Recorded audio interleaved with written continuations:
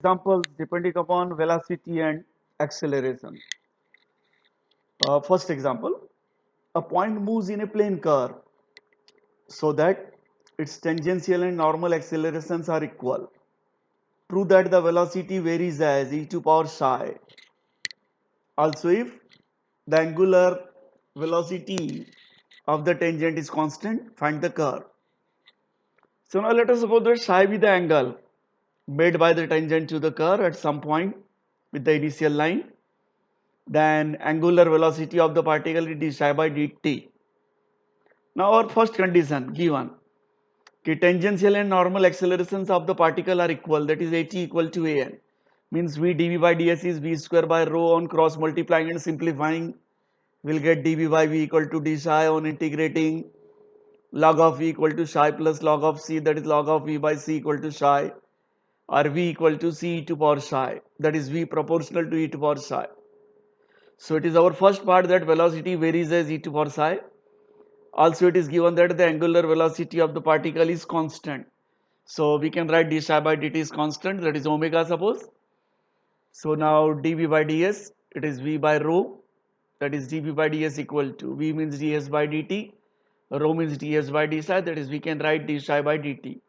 So dv by ds is psi here. On integrating after cross multiplication, v equal to omega s plus k, where k is the constant of integration, but v means ds by dt. Now by chain rule, ds by dt can be written as ds by d psi by dt. Now that is ds by d psi by dt means omega, it is omega s plus k. After cross multiplying and converting it into variable separable form, so we get here omega upon omega s plus k ds equal to d psi, that is log of omega s plus k equal to psi plus log of b, where log of b is constant of integration, that is omega s plus k will be b to power psi, or omega s equal to this. Therefore s will be equal to b by omega e to power psi minus k by omega, or we can write in this way s equal to a e to power psi plus b, where a is this, b is this. So this is our required equation of curve described by the particle. Now next example, a particle describes a curve for which s and psi vanish simultaneously with uniform speed v. If the acceleration at any point s be this, find the intrinsic equation of curve, or prove that the curve is a catenary. So given that the particle moves with a uniform speed, that is ds by dt equal to v, means it is a constant s double dot. Let us find acceleration. D by dt of ds by dt, that is d by dt of constant is 0, means tangential component of acceleration is 0. And normal acceleration, it is you know very well, an equal to v square by rho. So angular acceleration is given by a equal to under root of this, that is 0 plus this, we will get v square by rho. Now given that acceleration at any point is this, so we can write v square by rho equal to this. After cross multiplying and simplifying, we get c upon this ds equal to d psi, that is tan inverse s by c equal to psi plus k, where k is a constant of integration. Now given that s equal to 0 and psi equal to 0, so therefore from number 1 we obtain, so if we put here s equal to 0, psi equal to 0, we will get k equal to 0. Then next example, a particle moves in a catenary s equal to, here should be s equal to c tan psi. The direction of its acceleration at any point makes equal angle with the tangent and normal to the path at that point. If the speed at the vertex where psi equal to 0 be u, show that the velocity and acceleration at any other point are given by this and this. So we have given here the path of the particle is the catenary s equal to sheet and psi, and the direction of resultant acceleration a at any point p makes equal angle with the tangent and normal to the path at that point. You can see this figure. It is tangential component of acceleration, it is normal component, and the direction of this acceleration makes equal angle. So at equal to a cos pi by 4, it is a by root 2, and an equal to a sin pi by 4, that is a by root 2, implies at equal to an, that is tangential and normal acceleration are equal. But at is v dv by ds, an is v square by rho, cross multiplying, we get dv by v equal to d psi. On integrating, log of v equal to psi plus k, where psi k is constant of integration.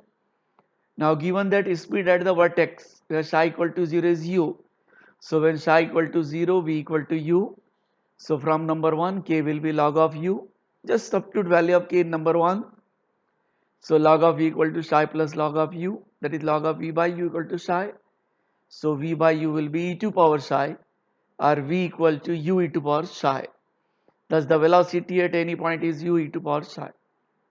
Now the resultant acceleration at any point is given by a equal to this, that is under root of an square plus an square, at and an are equal root 2 an, that is a equal to root 2 v square by rho. Substitute here value of v and rho is ds by d psi. So after simplifying we get this result. So the resultant acceleration equal to root 2 by c u square e to power 2 psi cos square psi. Then next, a curve is described as a particle having a constant acceleration in a direction inclined at a constant angle to the tangent, so that the curve is an equiangular spiral. Now see this figure. Here at equal to a cos alpha, an equal to a sin alpha. Now tan alpha an equal upon at, but an is v square by rho. At means v dv by ds. Now let us simplify this. V by rho ds by dv equal to tan alpha, that is v. Rho means ds by psi, so 1 upon rho means d psi by ds, and this ds by dv, that equal to tan alpha. Cross multiplying and simplifying we get dv by v equal to cot alpha d psi. So on integrating it gives log of v equal to this, where log of c is constant. On simplifying we get required result. Also given that the particle is having constant acceleration, a is constant here, so under root of this equal to k, let us substitute here value of at and an. So on simplifying we get v dv equal to k cos alpha ds.